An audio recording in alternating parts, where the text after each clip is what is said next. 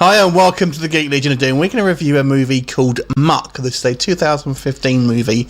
Now, unusually, we're going to actually do something a little bit different. We're just going to read you the synopsis of this movie from IMDb, and there's a reason why we're going to do this, so over to you. Okay, so, bearing in mind I am reading this directly, this is actually written by the director. So basically, after narrowly escaping an ancient burial ground, a group of friends find themselves trapped between two evils, forcing them to fight, die, or go back the way they came. There's another little additional section on it, where they stumble upon an empty Cape Cod vacation house along the foggy marsh and break in to take shelter. Soon after one of them goes for help, the rest of the group learns that there's an evil in the marsh, and that's not the only thing that wants them dead. This film is just a pile of crap.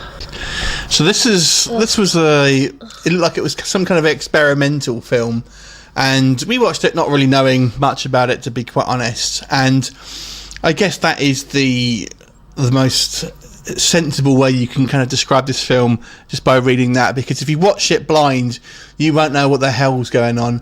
This is one of the most bizarrely shot movies I've ever seen, and yes, it's about this kind of group of friends. That the movie starts off already like it's halfway through a film. Mm-hmm. We had to check whether if we somehow skipped ahead, because we sort of see this kind of group of 20-somethings already in the middle of the marsh. Half of them are sort of are undressed, and apparently two of them have been killed already. Mm-hmm. I think, is this already started? We kind of missed a bit. No, it literally starts off like that, and then yes, they find this kind of house, and one of them kind of decides to sort of go off for help. Mm-hmm. It doesn't seem to go that far, to be honest, considering this is meant to be out in the middle of nowhere. It seems like it's kind of like a 10-minute jog down the road. Instead of kind of calling the police, he has a drink, chats up some girls, and decides to run back, and just calls his cousin, basically, and they're kind of getting attacked by these kind of Mad Max looking sort of savages that are not explained. They're just there, basically. Yep. And there seems to be some kind of creature crying out in the kind of the marshlands area as well, that we never actually see. Nope. So that sounds kind of fairly sensible, but this one really isn't. No. It doesn't make sense. It kind of jumps around in different kind of time periods. It shows you the same sort of shots from different kind of people's sort of perspectives, sometimes at the same sort of time period, but it kind of jumps around, and the decisions in this film really don't make sense. I'll let you go into a bit more detail, because I know you feel quite impassioned for this film. the only, I think, and I used this several times while we were watching it, is that it's a tits and ass film. It's a tits and ass, and porn has better storyline than this does.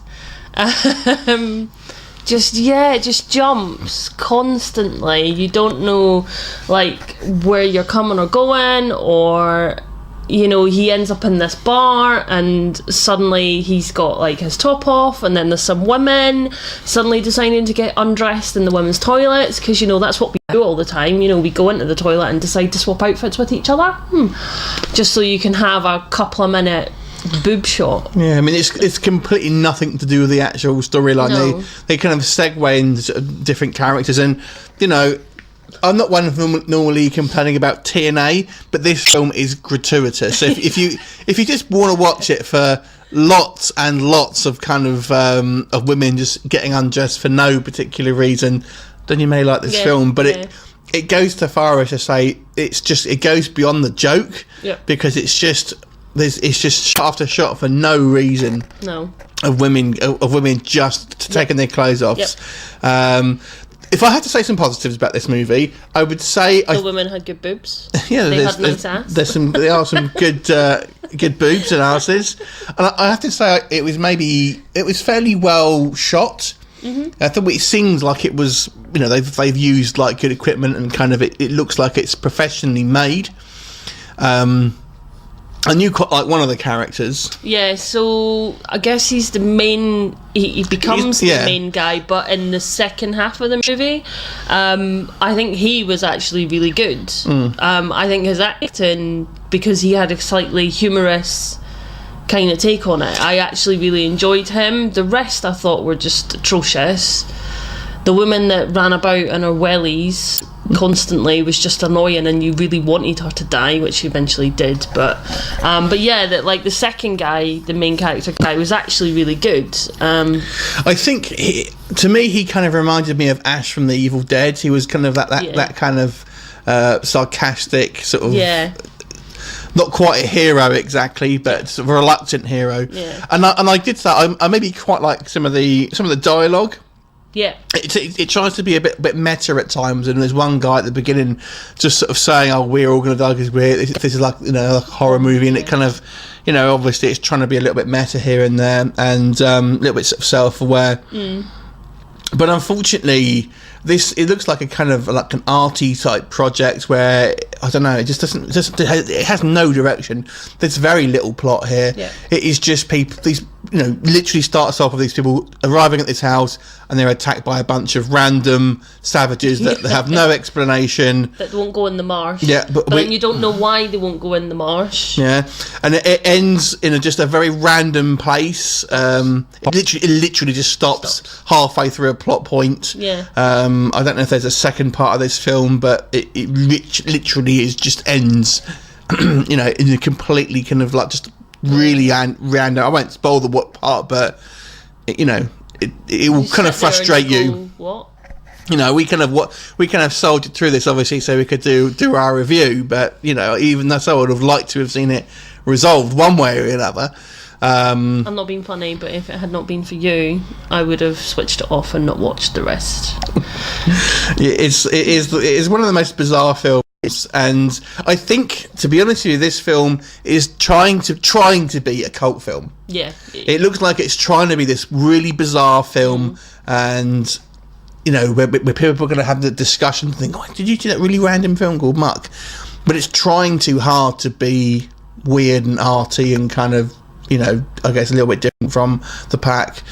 But it just becomes across as a confusing mess because I don't know what that, halfway through this film I had no idea what was going on. I literally had to stop and read the synopsis. I just don't know what it's about. Yeah. And it's an experience. I would say that. So we can give that a 10. Well, see, I probably started getting into the later half of it. Probably this is probably a bit of a push, but a 5. Really? But the only reason was because there was a lot of deaths in it, and probably mostly because of the guy at the end. Yeah. That he was probably the reason it pushed it up. I'm going to go 3 out of 10 for this one. I didn't like it as much as you, and I thought you hated it. But so there are some there are some technical aspects that I thought were quite good, and there are some quite funny lines of dialogue. But there's so many scenes that are just superfluous of the plot. There's too much, literally too much TNA to the point where it looks like it's meant to become some kind of porn. Yeah. And I think you'll be thoroughly disappointed with the ending of this movie and the beginning, to be honest. There's no setup. So 3 out of 10 for me. So I'd love to hear your thoughts on this film, because it's one I'm kind of curious to see if you have seen this movie, what you think about it. Leave us a comment and we'll look forward to seeing you next time. Bye for now.